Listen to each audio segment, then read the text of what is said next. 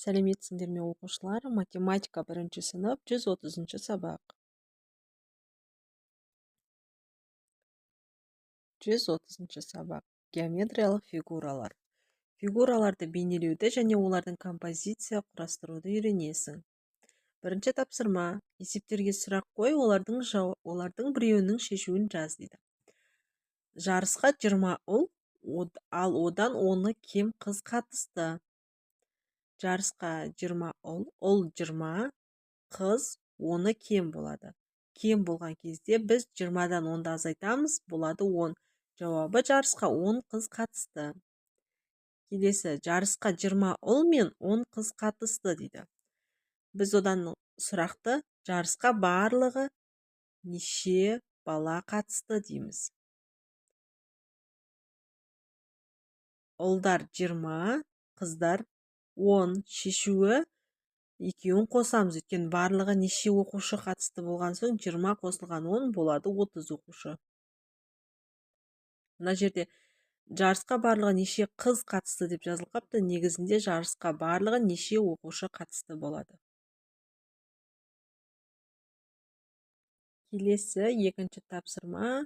Суретте көрсетілгендей шаршыны бүкте және аш сызықтар бойынша қи фигураларды құрастыр.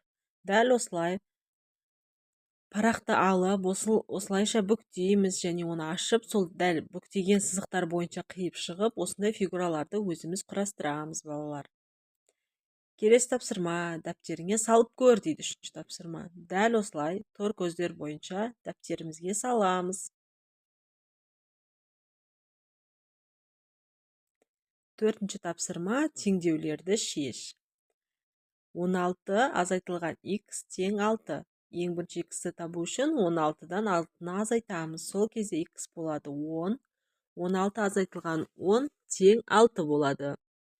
Келесі 50 қосылған x тең 100 болады дейді. X-ті табу үшін біз 100-ден 50-ді азайтамыз. X тең 50 болады, 50-ге 50-ді қосқанда 100 болады. X азайтылған 10 тең 40.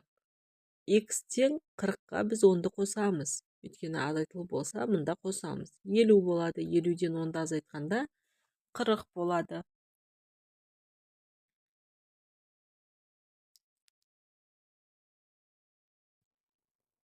Келесі тапсырма.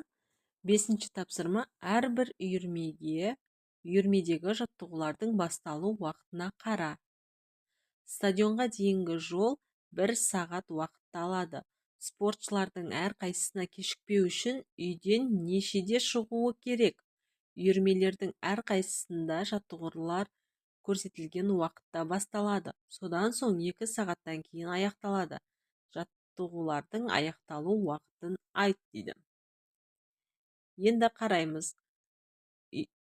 Стадионнан үйге дейінгі жол 1 сағат уақыт алады екен. Бізде футбол басталады 8-де болса, ол кезде оқушы сағат 7-де шығу керек. Өйткені 1 сағат жолға кетеді, 1 сағат уақыт жолға кетеді. Сол себепті 1 сағат алдын шығады. Гимнастика 9-да басталса, одан 1 сағат азайтамыз, 8-де бала үйден шығып кету керек. Вело жарыс 10 сағатта болса, 1 сағат жолға кетсе 9-да. Және енді қараймыз, содан соң 2 сағаттан кейін аяқталады дейді. Жаттығулардың аяқталу уақыты 2 сағаттан кейін аяқталады. Футбол бізде сағат 8-де басталса, 2 сағаттан кейін, значит, ол 10-да аяқталады. Гимнастика 9-да басталып, 11-де аяқталады. Вело жарыс 10-да басталып, 12-де аяқталады. Теннис бізде 11-де басталса, 13:00-де аяқталады. Күрес 8-де басталса, 10-да аяқталады. Ауыр атлетика бізде 9-да басталса, ол 11-де аяқталады. Жүзу 10-да басталса, 12-де аяқталады. Волейбол 11-де басталса, 13:00-де аяқталады. Және осы 2 сағатта аяқталады, және 1 сағат алдын олар үйден шығып кетуі керек.